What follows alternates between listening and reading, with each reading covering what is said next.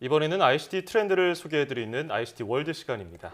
IT 칼럼니스트 이호은 씨와 함께합니다. 안녕하세요. 안녕하세요. 네, 오늘은 어떤 IT 트렌드를 소개해 주실 건가요? 예, 아마 또 그 새로운 기기나 아니면 그 새로운 미디어가 보급이 되면 그에 맞춰서 라이프 스타일이 많이 변화한다라는 것은 다들 아실 겁니다. 예. 이 스마트폰이나 아니면 이 IT 기술 역시 마찬가지인데요. 그래서 오늘은 과거부터 이 현재까지 이 스마트 기기를 이용한 연애 스타일이 어떻게 변해왔는지를 한번 좀 짚어보려고 합니다. 예. 예전에 장거리 연애하면은 아무래도 눈에서 멀어지면 몸도 멀어진다고 그렇죠. 마음도 멀어진다고 하는 것처럼 좀 힘든 게 있었는데 요즘에 IT 기술이 발달하면서 물리적인 거리를 그래도 많이 줄인 것 같아요. 원래 그 인간관계에서 가장 중요한 것 중 하나가 무엇을 매개로 만나고요. 다음에 어떻게 이렇게 관계를 유지하게 되는가라는 부분인데요. 사실 옛날에는 이렇게 자유연애를 하기가 쉽지 않았다라고 합니다. 이 통신수단이 없었기 때문이죠. 예. 이런 시대를 끝내준 것이 바로 전화입니다. 물론 이 초기 전화는 사람이 직접 전화를 연결해주는 형식이었기 때문에 이 먼 거리에 있는 사람과 통화를 하는 것은 좀 어려웠습니다. 전화도 대부분 집 전화였고요. 그래도 이 같은 도시에 사는 사람과 이 통화는 좀 쉬운 편이었기에 연애를 하는 범위가 좀 넓어졌다라고 이제 할 수가 있겠죠. 그 다음에 이 장거리 직통 전화가 나오면서 흔히 롱디라고 부르는 이 장거리 연애를 하는 분들도 점점 많이 많아졌다라고 합니다. 예. 그러니까 통신 수단이 발달하면서 점점 이제 멀리 떨어져 있는 연인들과도 잘 연애를 할 수 있다 예. 이렇게 된 것 같은데 삐삐 참 오랜만에 얘기하는 것 같은데 삐삐 휴대전화 나오면서 개인 간 이제 통신 시대가 자유롭게 열리고 또 그 외에 또 다양한 것들이 또 발달하지 않았습니까? 그렇습니다. 이 PP와 휴대전화가 나오면서 이 전화가 장소와 장소를 연결하는 통신수단이 아니라 개인과 개인을 연결하는 통신수단으로 바뀐 건데요. 덕분에 이 연애를 하는 모습도 또 어떤 고민거리도 엄청나게 늘어났었습니다. 첫눈이 오면 뭐 공중전화박스 앞에 사람들이 길게 늘어선다던가 예. 아니면 숫자로 이 삐삐 암호를 만들어서 공유한다거나 하는 것도 있었고요. 또 이 휴대폰 통화 요금이 굉장히 많이 나와서 고민하는 커플들도 많이 봤었는데요.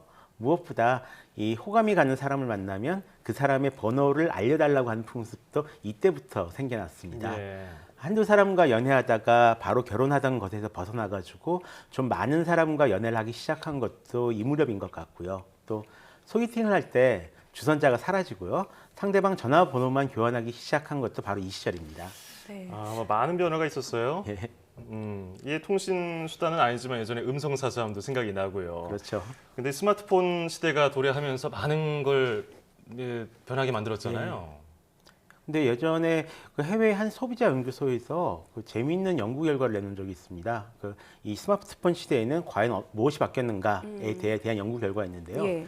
이 스마트폰 시대의 청소년들 같은 경우엔 예전에는 이 관심 가는 사람이 생기면 전화번호를 물어본다거나 아니면 이제 다른 사람에게 소개를 시켜달라고 하잖아요. 그런데 요즘은 이름을 물어본다라고 합니다. 그 이름을 물어본 다음에 이 페이스북 같은 소셜 네트워크 서비스에 검색을 해서 그 친구 신청을 한다고 해요. 그러다가 이제 친해지면은 전화번호를 주고받고 데이트도 한다라는 거죠. 한국 같은 경우에는 그 메신저 대화방에서 먼저 소개를 시켜주고요. 이 두 사람을 초청을 해서 서로 이제 인사를 하게 먼저 만든 다음에 이제 사귀게 되면은 이 페이스북 상태 메시지나 아니면 카톡 이 프로필 표현을 바꾸고 있습니다. 예전에는 진짜 뭐 소개팅 한다 그러면 사진 이렇게 보여주고 그랬는데 요즘에는 그냥 SNS를 예. 검색을 하더라고요. 예전에 또 이제 인터넷 동호회에서 만나는 사람들도 많았는데 예. 요즘에 데이팅 앱 이런 것도 있더라고요. 예, 그 먼저 보실 화면은 작년에 발표된 97%라는 단편 영화인데요. 예. 스마트폰 앱을 통해서 이성을 만나려고 하는 남자의 이야기를 다루고 있습니다. 이처럼 예전에는 믿을 만한 주선자를 사이에 두고 사람을 만났다면 이제는 그 주선하는 사람이 필요 없어진 시대가 된 거죠. 대신 이 정보가 필요한 시대로 바뀌었다라고 이제 할 수가 있을 것 같은데요. 사람을 만나기 전에도 먼저 그 사람에 대한 정보를 확인을 하고요. 또 그 사람이 올리는 글이나 대화 속에서 이 사람에 대해서 알아가고 친해지고 다음에 또 사귀고 헤어지는 것조차도 이제 SNS상의 정보로 표현하는 시대로 바뀐 겁니다. 예. 어떨까요? 뭐 새로운 하나의 표현 방식이기도 한데 연애가 쉬워졌다고 할 수 있을까요? 그게 또 그렇지가 그렇진 않습니다. 않아요? 예, 너무 쉬워져서 너무 어려워졌다라고도 얘기를 할 수가 있을 것 같은데요. 간단히 말하면 그 사귀지는 않고 서로 호감을 가지는 상태, 보통 썸이라고 하죠.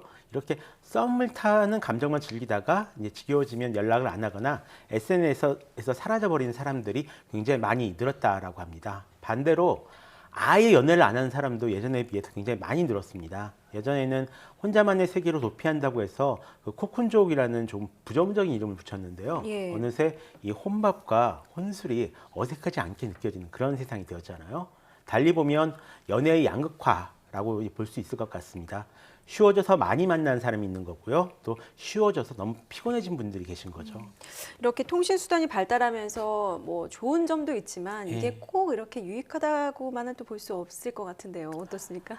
그 최근에는 이 푸빙이란 말이 새로 생겼습니다. 예. 이게 스마트폰의 폰과 또 주변을 무시하는 스너빙이란 말을 합친 그런 말인데요.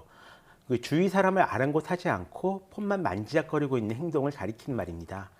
지금까지 보시면 아시겠지만 이 커뮤니케이션 수단이 발전하면 할수록 점점 주고받는 메시지가 많아지고요, 빨라지고 넓어지게 됩니다. 반면 깊이는 떨어지게 되죠.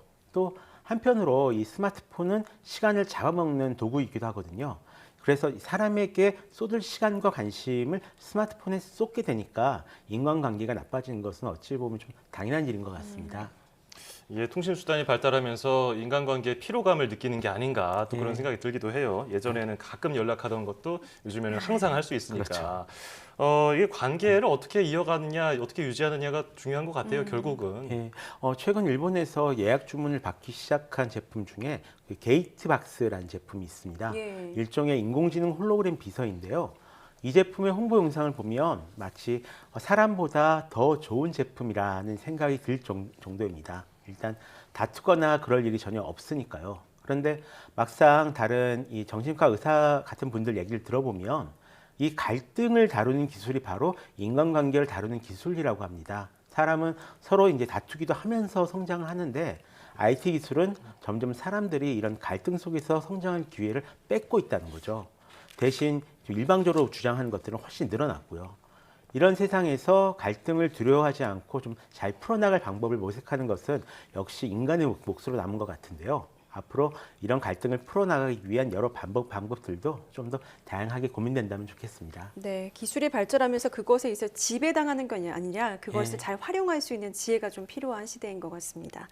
네, 지금까지 IT 칼럼니스트 이호은 씨와 함께했습니다. 오늘 감사합니다. 맞습니다.